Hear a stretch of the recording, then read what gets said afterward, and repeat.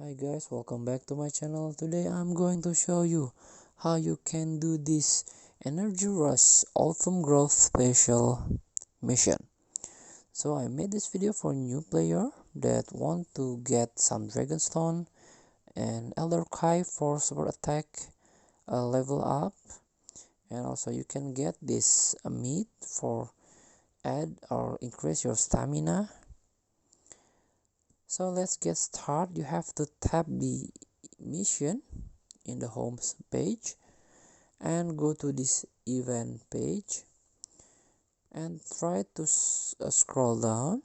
This is the second one. The first is the character growth, and the second one I want to show you this one, Energy Rush Autumn Growth. Just tap it. So this event is 6 days left from our since I made this video. You can get, for example, you can get Dragonstone by win any Extreme Z battle 5 times, consume at least 600 stamina, you can get 1 Dragonstone and 1 Elder Kai. And you can learn the mission and do this every day to get all of the rewards. Thank you for watching. Don't forget to comment, like, and subscribe, and also click the thanks button below. Enjoy the game.